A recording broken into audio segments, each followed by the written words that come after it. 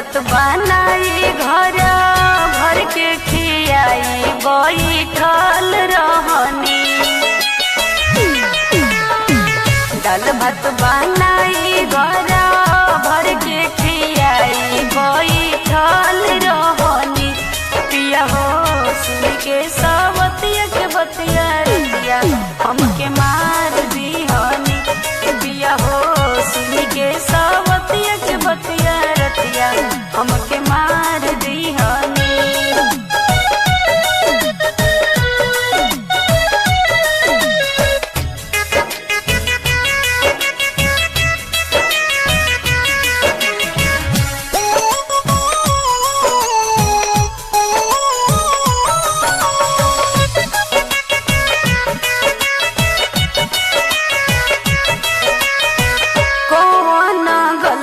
रहे मरली हमके लात से गोइल चूड़ी खून निकल गोइल हाथ से।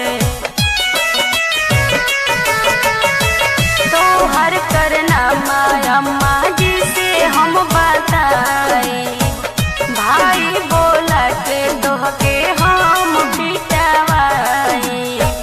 हाथ धरी झोटा वाला सार दीहनी। नए हमर सोनिया के फाड़ दीहनी। बिया हो सुन के सवतिया के बतिया रतिया हमके मार दीहनी। बिया हो सुन के सवतिया के बतिया रतिया हमके मार दीहनी।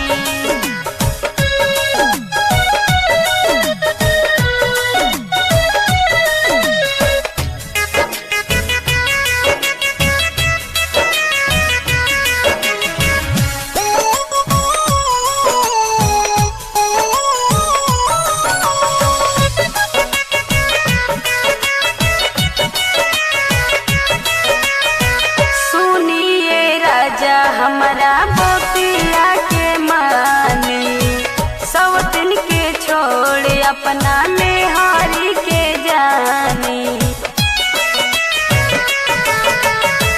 मानिए सैया ना तो पुलिस बोलावाए। रंजन के साथ जाके केस करवाए।